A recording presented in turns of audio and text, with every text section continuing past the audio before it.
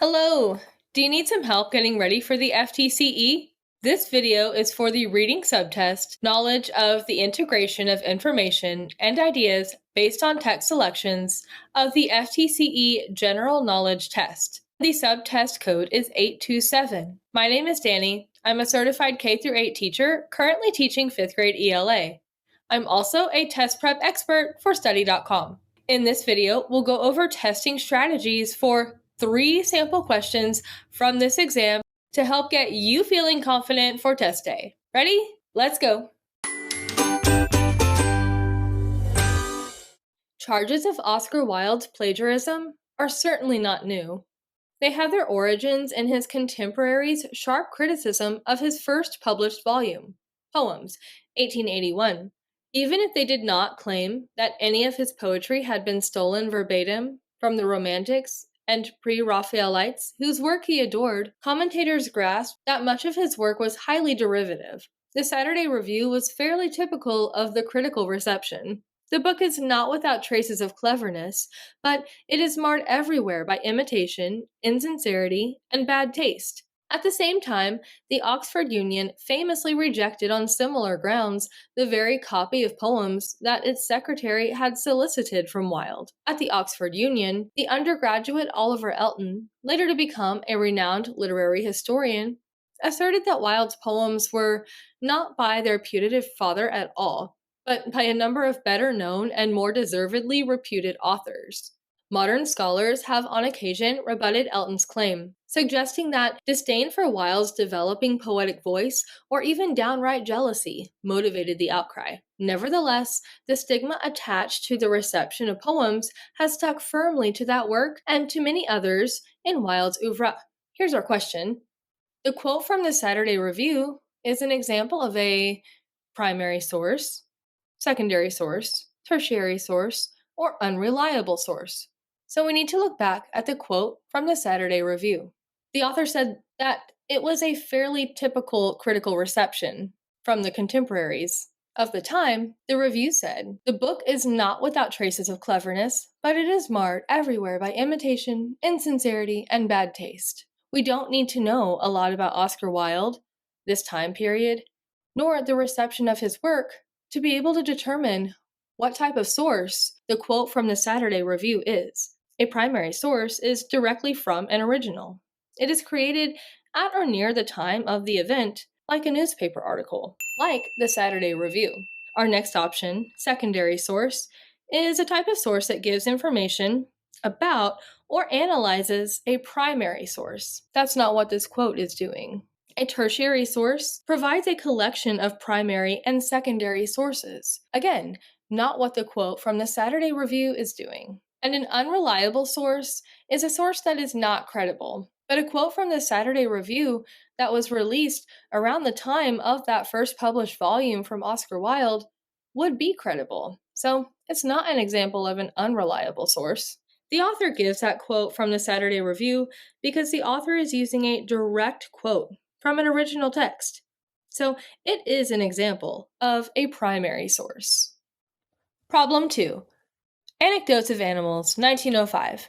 This book, first published in a slightly different format in 1901, features 100 real, or real-ish, tales of ingenious, loyal, or otherwise extraordinary animals, each enlivened by a wonderful picture from British illustrator Percy J. Billinghurst. We meet a role-reversing Russian bear who hugs a boy to its breast to keep him warm each night, an obliging dolphin who ferries a Roman boy across a lake every morning and back in the afternoon, a wise dog who guides a replacement newspaper delivery man along its unwell owner's complicated round. The famously clever elephants star in 8 anecdotes. One squirts bullying cobblers with a trunk full of dirty water. Another sacrifices itself to protect King Porus from Macedonian swordsmen. A third is rapturous with joy when reunited with its master after a dozen years of separation. Other animals are crueler, though still clever, such as a hen who captures and kills up to 5 mice a day to protect a hayrick, and a wild stork who, 4 months after being attacked by a tame one, returns with 3 friends to administer lethal retribution. The celebration of the impressive feats of non-human animals has a long history, stretching back at least to Plutarch, who provided the Renaissance philosopher, Montaigne, with anecdotal material to argue for the superior intelligence of animals in his Apology for Raymond Sebond, 1576. The brains of the beasts continue to enthrall scientists today, as this excellent economist essay, Animal Minds, suggests. Here's our question. The illustrations described in this excerpt are an example of what type of media? So, out of all of that, all we need to know is about the illustrations and what type of media they are. Let's go back to the text and find where it mentions the illustrations. Well, it says that those real or real-ish tales are all enlivened by a wonderful picture from British illustrator Percy J. Billinghurst. So, what type of media are they? Our options are auditory media. Auditory means it's able to be heard. We can't hear those pictures. Broadcast media. The pictures aren't being broadcast among a large group of people at once, so they're not broadcast media. Artistic media. Well, they are pictures by an illustrator, so illustrations are a type of art. Artistic media sounds right. And our last option is digital media. This is a book, and it was published in 1901. So, digital media was not even a thing at that time. Illustrations like this can be described as artistic media because they are classified as art. What does a perfect elephant look like? This was a question that occupied the Flemish artist Crispijn van de Passé II in the years around 1620. By then, several elephants had visited the European continent. In the 1510s, an elephant named Hanno was brought to Portugal from India and then presented as a gift from King Manuel I of Portugal to Pope Leo X.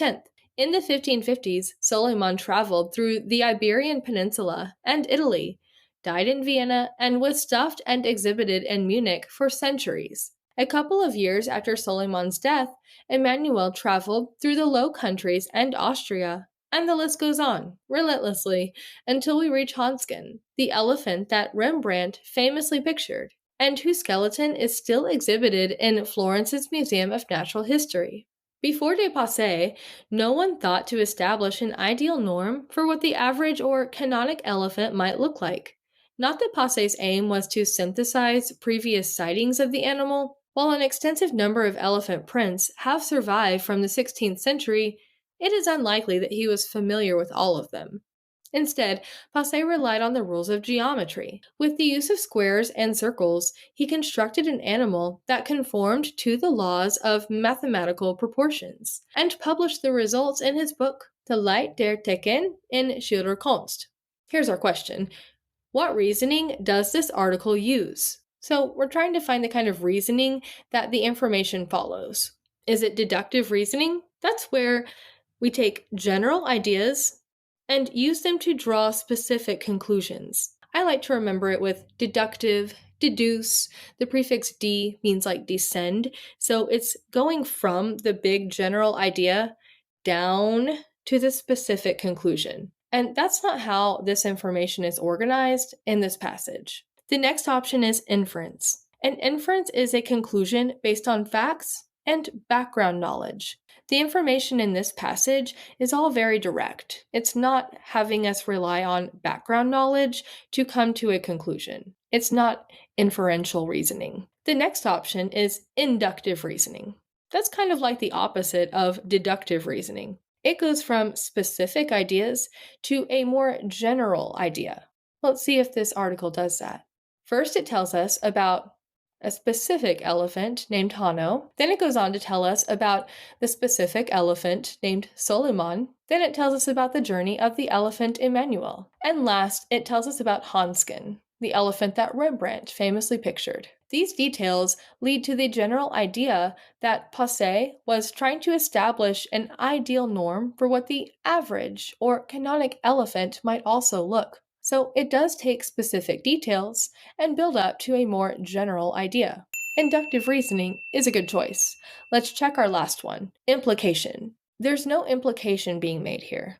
The author is giving us very direct information. The author begins with specific details to bring up the broader discussion of the perfect elephant. This is an example of inductive reasoning.